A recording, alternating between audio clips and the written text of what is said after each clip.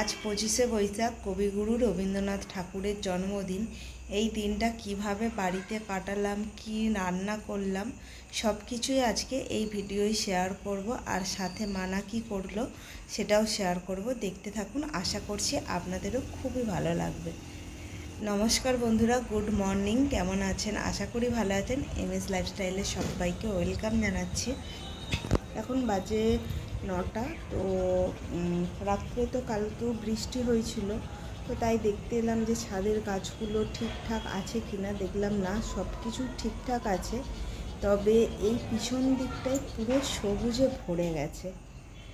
আর নিচে এসে দেখলাম যে মানা কবিগুরুকে ড্রয়িং করতে ব্যস্ত, স্কেচ করবে ও আজকে এটা। তো এইটাও ড্রয়িং করছে, আর পুরোটা ফিনিশিং হলে অবশ্যই আপনাদের সাথে সেটা শেয়ার করব। কতটা সুন্দর করেছে সেটা আপনারাই দেখে বলবেন।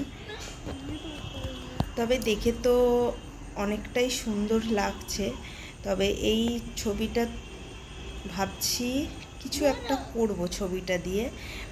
আপনারা পুরোটা ফিনিশিং দেখতে পাচ্ছেন না, বাট আমি যতটা দেখেছি খুবই সুন্দর করেছে। তো এটা কি করব ভবিষ্যতে সেটাও কিন্তু আপনাদের সাথে পরে শেয়ার করব, তো দেখতে থাকুন। ও এতটাই এখন ড্রয়িংটা করতে ব্যস্ত হয়েছে।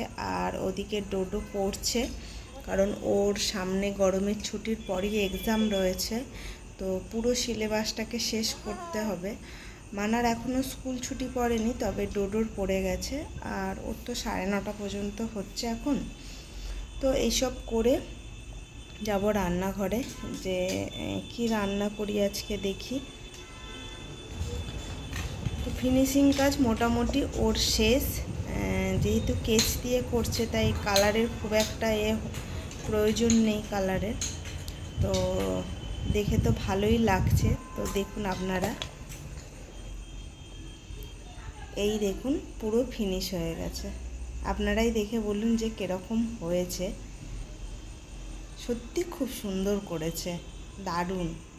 তবে নিজে দেখেই মানা বলছে, না মা সত্যি ড্রয়িংটা সুন্দর হয়েছে, এবার ফোনেতে ছাড়বে সব জায়গায়।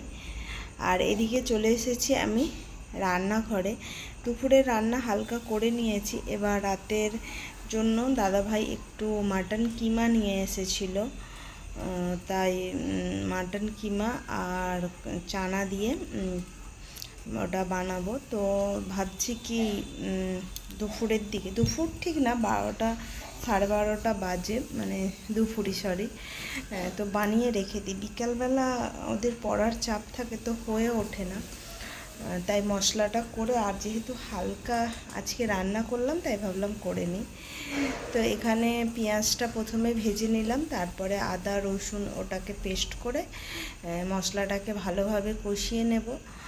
আর দিয়ে দিলাম ধনে জিরে গুঁড়ো, রেগুলার যে মশলাগুলো, লঙ্কা, কাশ্মীরি লঙ্কা, হলুদ, এসবগুলো দিয়ে দিলাম। দিয়ে আরও ভালোভাবে একটু কষিয়ে নেব। আর এদিকে একটুখানি টমেটো বেটে নিলাম, বেটে দিয়ে দিলাম। মশলাটাই কিন্তু খুব সুন্দর কষানো এবার হয়ে গেছে। আর যেহেতু মাটার মধ্যে অনেক চর্বি রয়েছে, তাই আমি তেলটা কমিয়ে দিয়েছি। তো এবার আমি কিমাগুলো দিয়ে দেবো। এখানে ওজনটা কত বলতে পারবো না, তবে 150 টাকার মতো কিমা আছে এতে। আর আমাদের 4 জনের চানা দিয়ে এটা একদম ঠিকঠাক হয়ে যাবে। তো কিমাটাকে দিয়ে দিলাম, দিয়ে ভালোভাবে কষিয়ে নেব এবার।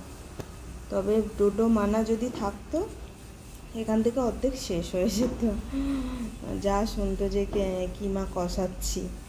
এতটাই দুজনে মাংস খেতে ভালোবাসে, বিশেষ করে চিকেন। মাটনটা অত না, চিকেনটা মানা খেতে বেশি পছন্দ করে। তো এটাকে ভালোভাবে কষিয়ে নেবো। আর বিকেলবেলা ভাবছি একটুখানি কি বলে ওটাকে, বেবি নান বানাবো। কারণ এটার সাথে বেবি নানটা বা রুটি, রুমালি রুটি সবই ভালো লাগবে, কিন্তু বেবি নানটা বানাবো। ওটা খেতে আমারও খুবই ভালো লাগে। নিজের রান্না নিজেই প্রশংসা করছি। যাই হোক, এখানে দেখুন কিমাটা কিন্তু অনেকটা কষানো হয়ে গেছে। আর এবার এটাকে আমি সিদ্ধ করতে দিয়ে দেবো।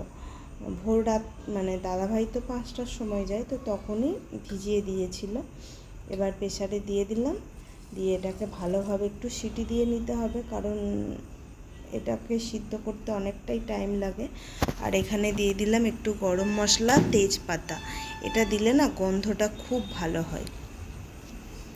তো দেখুন সিদ্ধ আর একটু বাকি, আর একটু সিদ্ধ করে নিয়ে তারপরে কিন্তু আমি কড়াইতে দিয়ে দিলাম।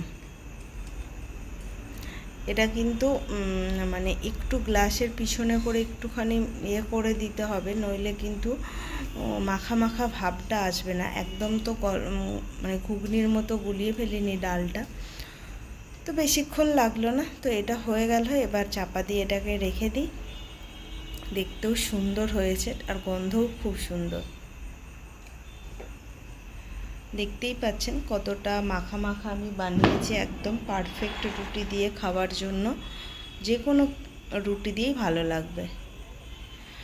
আর এইখানে এটা বিকেলবেলার ব্লগ, মানে বিকেলবেলার ভিডিওটা, কারণ এটাকে মেখে রাখতে হবে অনেকক্ষণ। ঘরেরই তো আমার টক দই থাকে, টক দই দিলাম, চিনি দিলাম, নুন দিলাম, আর দিলাম খাবার সোডা। এবার এটাকে দিয়ে মানে খাবার সোডা না, বেকিং সোডা, এটাকে দিয়ে যখন এবার আমি নাড়াচ্ছি, দেখতেই পাচ্ছেন কতটা বাবল হয়ে গেছে একদম। এবার ময়দার সাথে একটু তেল দিয়ে এটাকে ভালোভাবে কিন্তু মেখে নিতে হবে। এগুলো কিন্তু ইস্ট ছাড়াই কিন্তু খুব সুন্দর ফোলে আর নরমও হয়, একদম পাউরুটির মতো। তো এটাকে এখন ভালোভাবে একটু আগে মেখে নেব। একটু জল লেগেছে, বেশি জল লাগেনি। এর ওপরে একটু তেল দিয়ে এটাকে এবার চাপা দিয়ে রেখে দেবো ঘন্টাখানেকের জন্য, তারপরে এটাকে রান্না করব। চলুন আপনাদের একটা জিনিস দেখাই। কালকে আছে একটা অন্নপ্রাশন নেমন্তন্ন, তো কী দেবো তাই এই গিফটটা নিয়ে এসেছি। বাচ্চাদের যে সুইমিং মানে বাস্ট যেটা, এতে কিন্তু বাচ্চারা খুব ভালো খেলা করে বা স্নানও করে। আর এটা দেখুন কতটা ফুলে গেছে, দেখুন। এটাকে কিন্তু এবার ভালোভাবে মেখে নিতে হবে, কারণ প্রচুর হাওয়া ঢুকে রয়েছে। এটাকে যখন হাত দেবে তখনই বোঝা যায় যে কতটা সফট হয়ে রয়েছে। তো আমি দেখুন এরকম সাইজের লেচি করে নিয়েছি, এরকম এতগুলো লেচি হয়ে গেছে। এবার আমি এটাকে অল্প অল্প ময়দার গুঁড়ো দিয়ে সুন্দর করে বেলে নেব। দেখুন এরকম মোটাটা করেছি আমি, একটু মোটা মোটাই করতে হয়। এবার আমি এগুলোকে ওপর দিয়ে একটু সাদা তিল দিয়ে একটুখানি আর একটু বেলে তারপরে আমি দিয়ে দিলাম, আর একটু চাপা দিয়ে দিচ্ছি যাতে মানে ভাপে সুন্দর হয়ে যায়। আর উপর দিয়ে ব্রাশ মানে বাটার দিয়ে ব্রাশ করে দিচ্ছি, কারণ এগুলো তো অল্প অল্প বাটার লাগিয়ে ভাজতে হয়, তার জন্য। তো এটা খেতে কিন্তু সবাই পছন্দ করে আমাদের ঘরে, ডোডো, মানা, দাদাভাই, আমি। তা মানে কি বলবো, এতটাই আমার ভালো লাগে খেতে। আর ওপর দিয়ে যেহেতু সাদা তিলটা দিচ্ছি, আরও ভালো লাগে খেতে। আর একবার করেছিলাম গার্লিক মানে রসুন দিয়ে, ওটাও বেশ ভালো লাগছিল। আর একবার করেছিলাম ধনে পাতা দিয়ে, ধনে পাতা ছড়িয়ে হালকা করে বেলে এরকমভাবে বানিয়েছিলাম। দারুণ টেস্ট লাগে কিন্তু খেতে। আর আমরা যেহেতু ফ্যাটি মানে নন ফ্যাটি বাটারটা খাই, তাই খুব একটা অসুবিধা হয় না। তো এরকম করে মোটামুটি দাদা ভাইয়ের 4টে, আমার 2টো, ওদের 2জন ভাই বোনে 2টো করে গোটা 10-12 বানাতে হবে। তো এক এক করে কিন্তু আমি দেখুন সবগুলো বানিয়ে নিয়েছি। আর ওপরের তিলগুলো কিন্তু সুন্দরভাবে বোঝা যাচ্ছে, দেখে বুঝতেই পাচ্ছেন কতটা সফট আর কালারটা কত সুন্দর হয়েছে। আর সাথে একটু বানিয়ে নিয়েছি রায়তা, দই তো ঘরেই আছে।